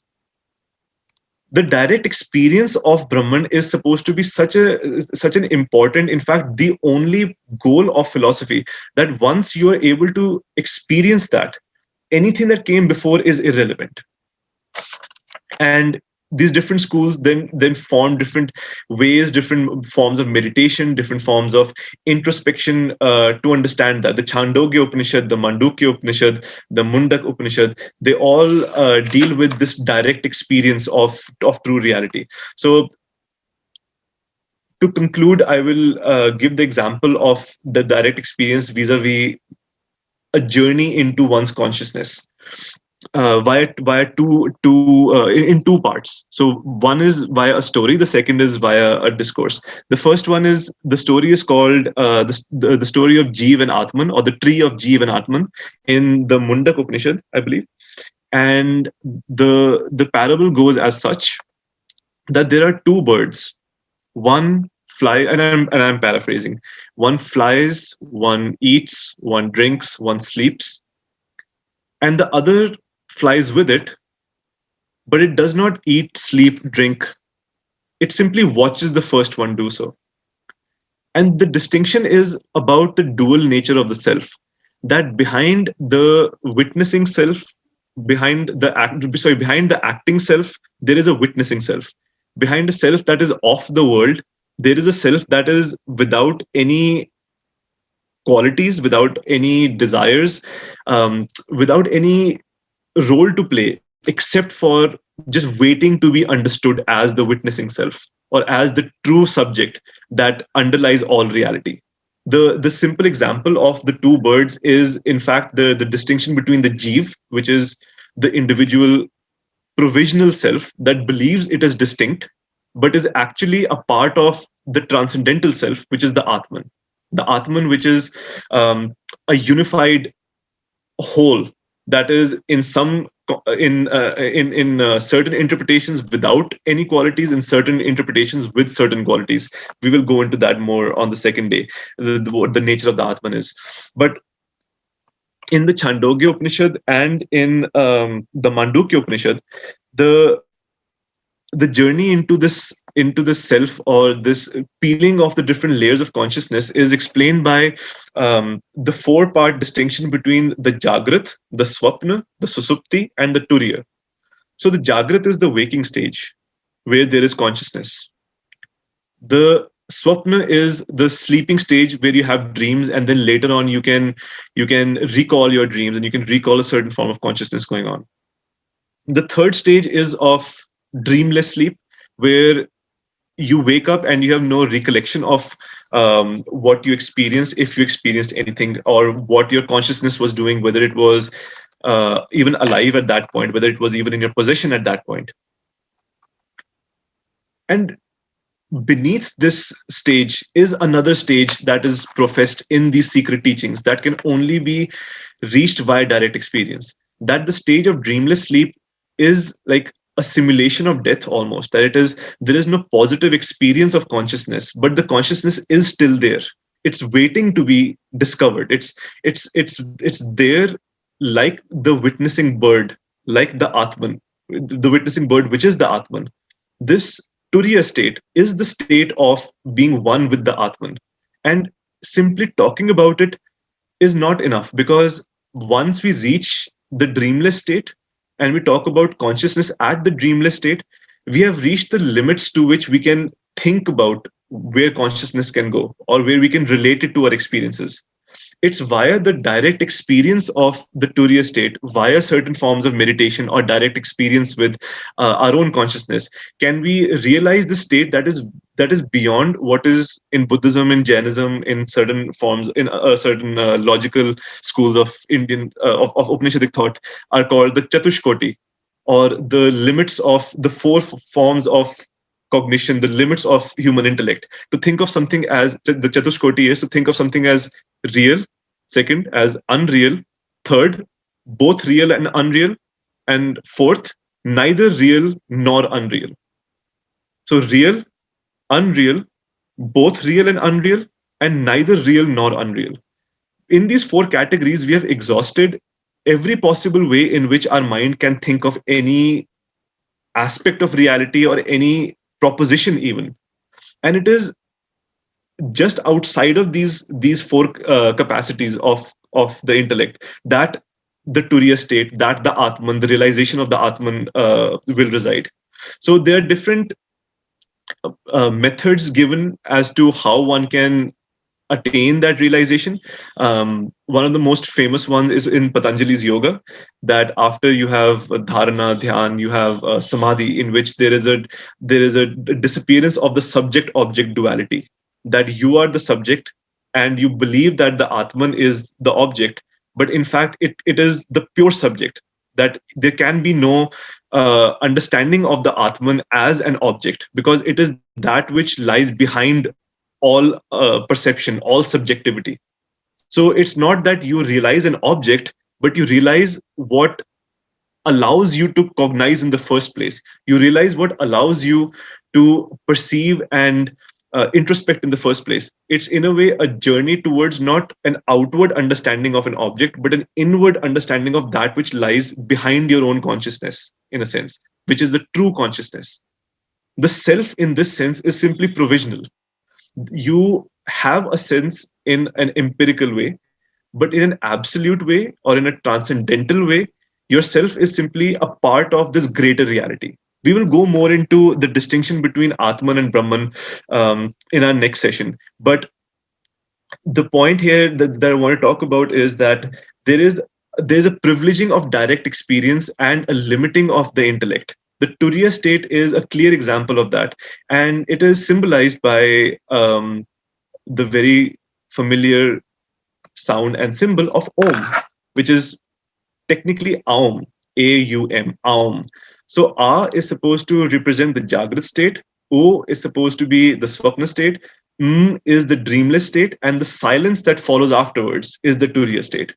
So in many of the, I believe I won't say all, but I'm not entirely. I'm not able to entirely recall what class of sutras and shloks you start with Om, but it's supposed to be a sacred sound that constantly reaffirms that there are these layers of consciousness, and at the end, the silence that exists after the that is the Turiya state. So Aum is a representative of the Jagrat, Swapna, Susupti, and Turiya, and it is only to be understood via direct experience. A final example of this direct experience I want to give via a parable in Buddhism. The Chinese Buddhist Lingji gave this example, gave this riddle, and these teachings are, because they are not something that you can directly understand via the intellect and only via experience. The intellect is constantly challenged. So this one example by Lingji is that if you see the Buddha on the street, you must kill him. That is the riddle. Now, this seeming violence in this riddle, it can confuse one, but it's meant to confuse one. It's meant to create doubt as to what is being truly said. The idea is not that the Buddha exists out there on the street and you have to enact some kind of violence in it, but in the very instance in which you identify a Buddha outside of you, you have put someone on a pedestal, or you have misinterpreted what the nature of Buddhahood is, and you have created a false Buddha in your mind projected outwards, rather than realize that it is a goal to be achieved inwards. So if you see the Buddha on the street, you have created a false idea in your mind.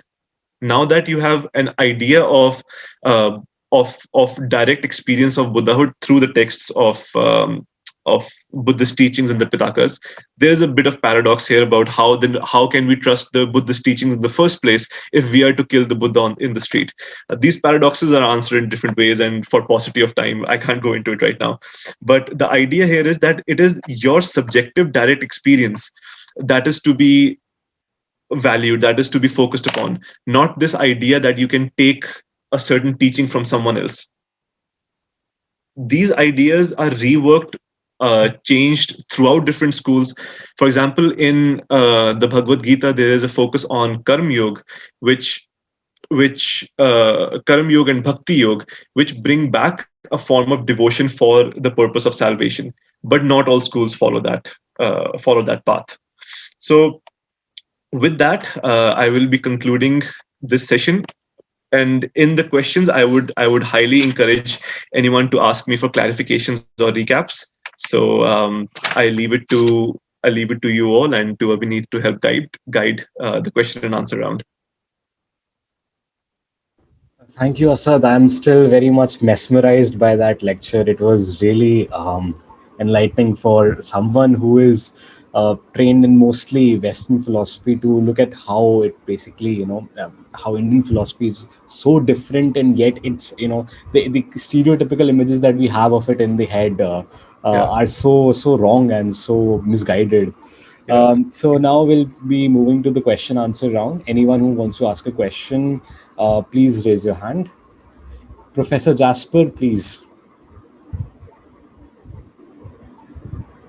Am I audible? Yes, Professor. Yes, sir. It was a very nice lecture. Thanks, first of all, to you. This Thank is you the first very time we had seen the initiative of teaching philosophy there in the NLUD National Law University, Delhi. So it's really nice to hear you. It's been a pleasure. I have an observation to make. Rather, I don't know whether that can be termed as an observation or a comment, or I am expecting something from you. That is in the context. Yeah. That when we pick Indian philosophy as such, so we pick philosophy in the context of linear periods also. Like in the context like Upanishads, we presume is before the revolution in the philosophy. It means before the advent of Buddhism as such. So there is one part of philosophy which is before Buddhism. Absolutely. Then there is a revolution, and then there is a counter revolution in the context of Vedanta. So Vedanta somehow is developed in the later context.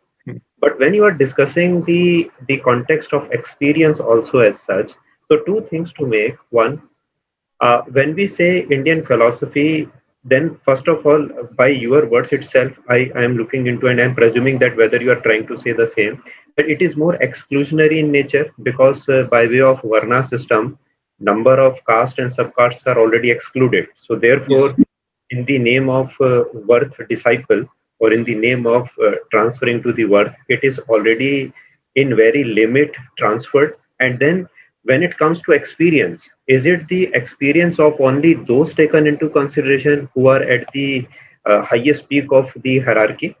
So this is one question. And then when we pick counter revolution, it means when Vedanta, and we had seen Nagarjuna and Adi Shankaracharya thereafter, they had tried to come up with the synchronization of the philosophy. So when they had tried to synchronize, and they were there with the uniqueness, singularity of the philosophy, okay, then thereafter you will start following one principle, second principle, third principle. So is it not that in the guise of this uniqueness, in the guise of providing this singularity, they had somehow trying to show that there is nothing called revolution happened at all, and counter revolution is the reality, and thereby they had tried to provide a sort of unit to Indian philosophy as such, which is not the case. Like Charak philosophy, which you are trying to say, and then you are using the terms also that though there is no empirical data to that, but yes, that they are somehow, whether they are exaggerating while doing critique to the philosophy or not. I mean, but the point is that though that is also empirism, and then there was a sort of development going on between Charak versus the synchronization of Hindu philosophy at that time. So that tussle is also going on. So in this context, the broader observation is that can we pick this in the context of when we have to read Indian philosophy as such, how we have to read philosophy in this context? Can we pick in the sense of linearage, horizontal, vertical? I mean, how we have to pick to understand, because revival has also happened during the national movement, but we are aware of that the idea was something else for the purpose. Absolutely. So that idea cannot be picked in this, and there also they just want to come up with the singularity. Therefore, when it comes to experience, we have two different, you can say philosopher, or you can say political philosopher or legal philosopher. We have seen the birth of Ambedkar also, and then there is a tussle between Ambedkar and then his writing of Annihilation of Caste. And there are certain other books also, like Revolution in Ancient India also, Revolution and Counter-Revolution in Ancient India also, which has further developed by M.N. Roy also. Later, it's just not the case of development of. So how we have to pick that? I mean, this is therefore is an observation, comment, and I don't know how you have to pick us. No, that's a very profound comment and observation, and thank you very much for that. It's absolutely true that for any statement like you have to be a worthy disciple, there is something hidden underneath, which is a sociopolitics of it, a privileging which could be regional and, as we all know, caste based. And these privilegings, this form of privileging has marred a lot of Indian philosophy. That there was a great infighting also between the different schools. The revolution that you mentioned, it shows up in the later Upanishads, that after the Buddha teaches and after Buddhist writings start occurring, we find even a change in the form of the later Upanishads, that some of them become more verse based and more analytical, the way a lot of Buddha's teachings were. And this revolution is then challenged by a lot of the followers of Upanishad, then later Vedanta, early Vedantic thought, later Vedantic thought, that in the middle of all of these developments in schools of thought, there was a great infighting that was also taking place. And this infighting was also one of great privileging of certain castes and certain speakers of the Sanskrit language versus those who did not have access to it. So this part is left out in the socio-political history of the development of Indian philosophy, and that's a parallel history that we have to understand and we have to very well be aware of. So that's a very, very important point. And in the revival of Indian philosophy, there was both the attempt to sanitize this problematic history, as well as the assertion that this history is in fact the true experience of the Indian people. And it needs to be incorporated into philosophy. So that's where a lot of the understanding of these older schools of thought via the ethical lens that we now have through modernity, through assertions of dignity, is where a synthesis of classical thought and modern thought needs to take place. And a lot of writers, a lot of anti-casteist writers in particular, have attempted to do that. Like Ambedkar in the Annihilation of Caste, himself, you mentioned, he himself is a supporter of the Upanishads, but not a supporter of the Shastras. He is someone who believes in the ethically safe, so to say, spiritual teachings that contain the philosophical content without the more ethical problems that exist therein. And in these revolutions, counter-revolutions, there is always an attempt to sanitize one versus assert something else to the contrary. I'm actually thankful to you, Asad. You have actually Thank you very much. Taken a lead. I'm actually thankful to NLUD also for taking a lead, and then to this philosophical school, the new school, that it will be really good to read philosophy along with the legal subjects. It's really good. Thanks once again, Asad. Thank you. Thank you very much, sir. Thank you, Professor. Ali?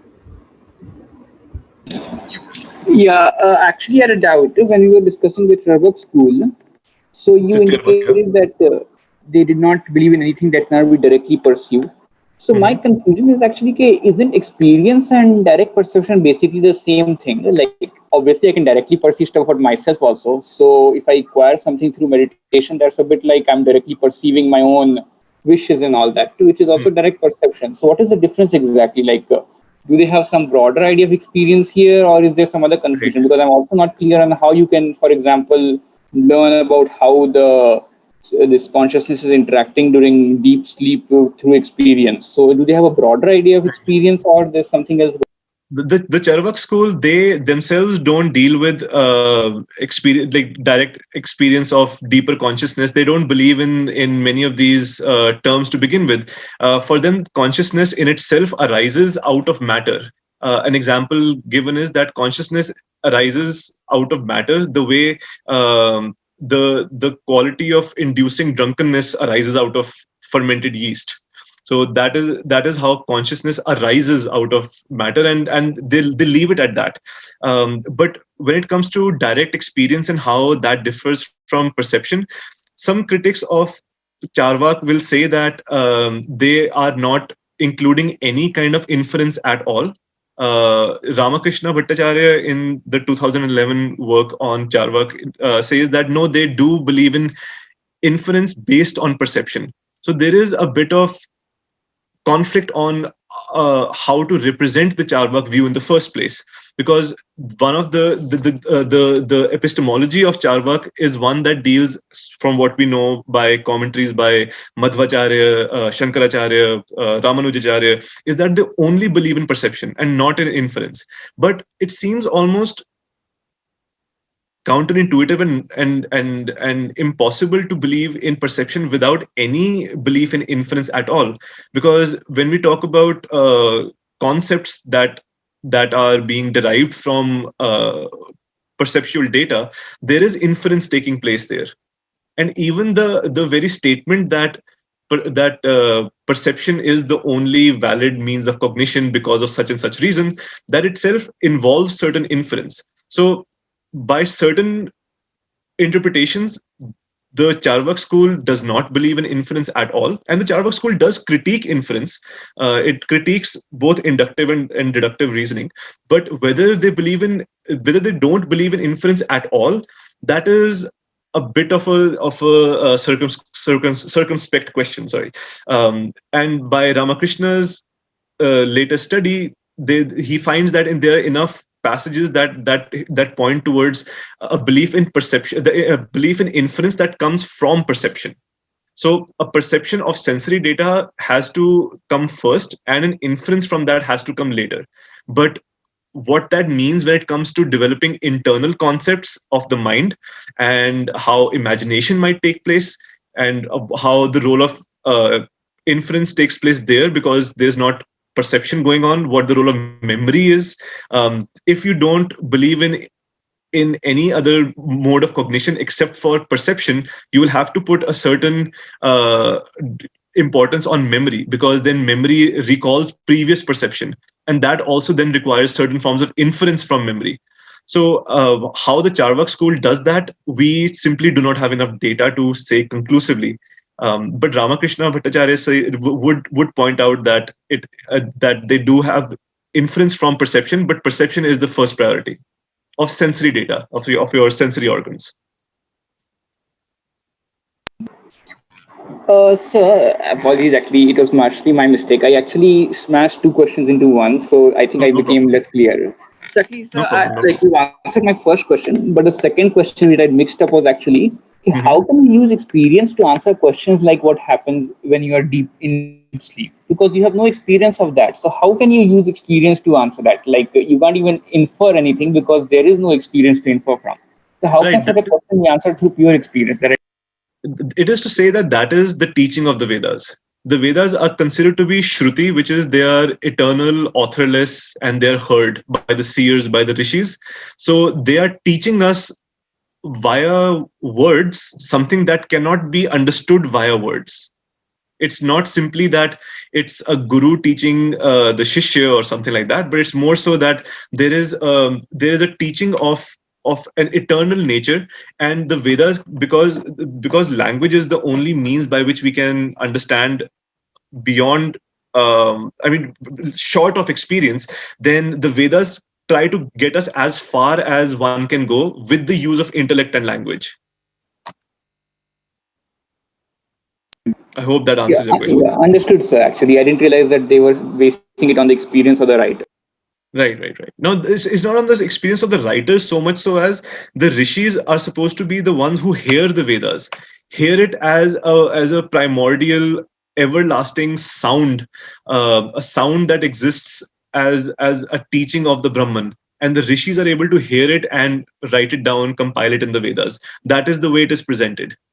And through that, the teaching that is or the teaching of salvation, the teaching of realizing the Atman that is presented is of a limited nature, because like Krishna also says to Arjun in the Bhagavad Gita, that once you understand the Brahman, you do not deal with something like the Vedas. They're only a means to an end in that sense. Yes. Good evening. Am I audible? Yes, you are. Yeah. Sir, I had a couple of questions. The first one is, as I understand, sir, various religions, there is a certain philosophy associated with various religions, and they are like primarily built on a particular philosophy of themselves. So I I just want to from a fairly empirical and from a very surface level point of view, there is a certain difference between, say, the Western religions or the Abrahamic faiths and the Indic faiths, like monotheism and polytheism, and further details like that. I just wanted to ask you, I wanted to ask you, if there is some difference between the philosophical understanding. Like, do you believe if there is a system difference between the philosophical understanding of these two sets of religions, apart from say a few regional barriers or regional differences that arise? And if we can find the imprint of the regional philosophers on that particular religious practices or religious philosophy in general. So that is my first question. The second question is fairly simple. So, like, it's an unfortunate time that we do not that we as students are not well versed in Sanskrit. So if you could just recommend a few authors, because even in the modern times there is a bit of conflict between the interpretation that has been done by Western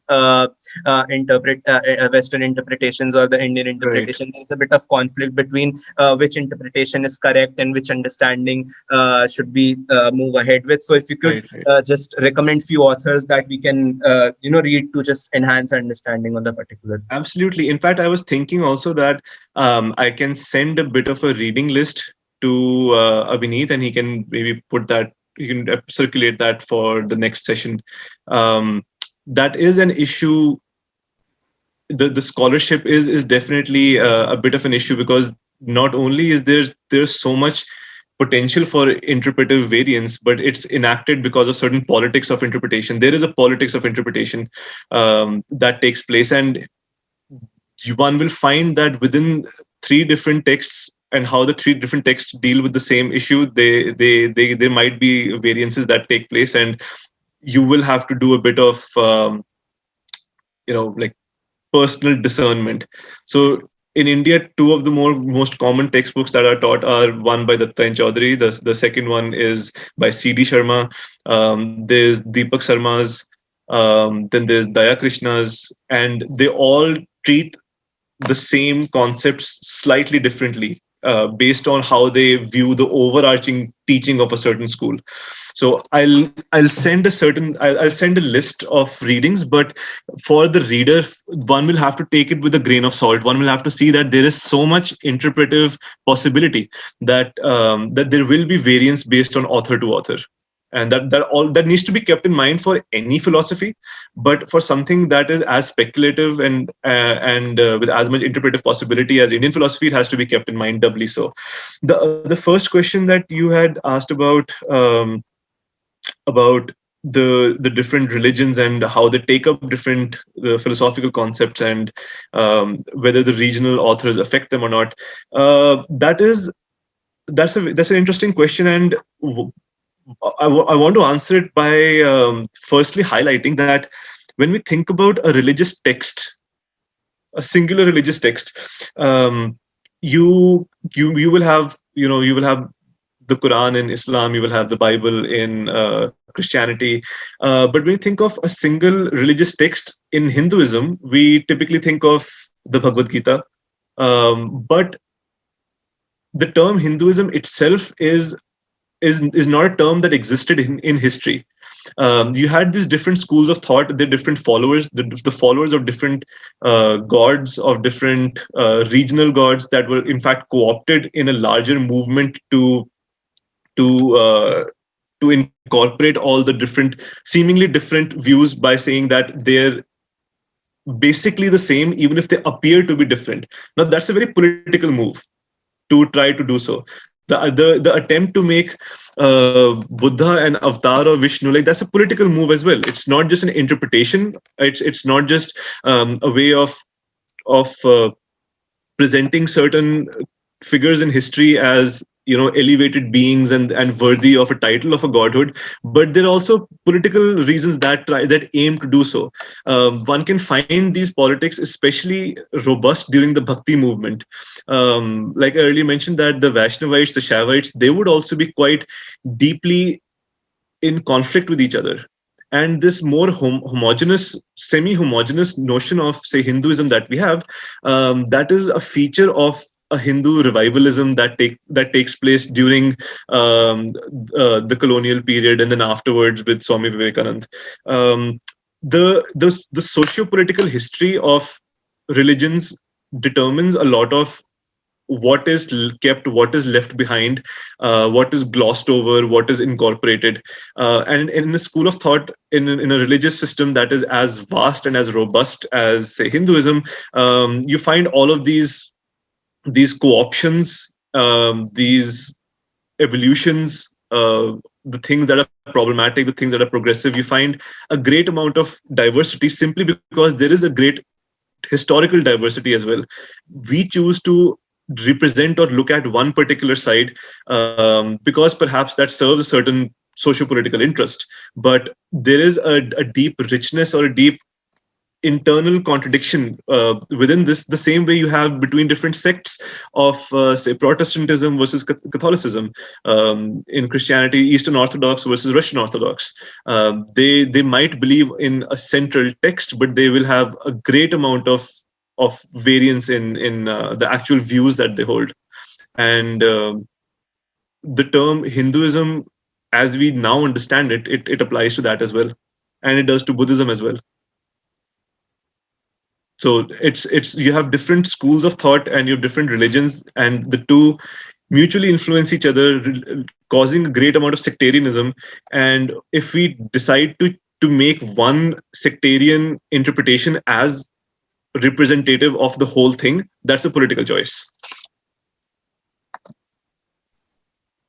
Right. Thank you so much, sir. Thank you. So I don't think that we have any further questions. Also, we are out of time. Thank you, Asad, very much for this lecture. We are looking forward to the next two. Thank you very much, Abhinit. Yeah. The next two lectures will be same time, 4 p.m. tomorrow and day after tomorrow. And we'll send a new link on the thread for you. Please join through that link. And thank you once again, Asad, for holding this lecture. We're really grateful. It's been an honor. Thank you. See you tomorrow.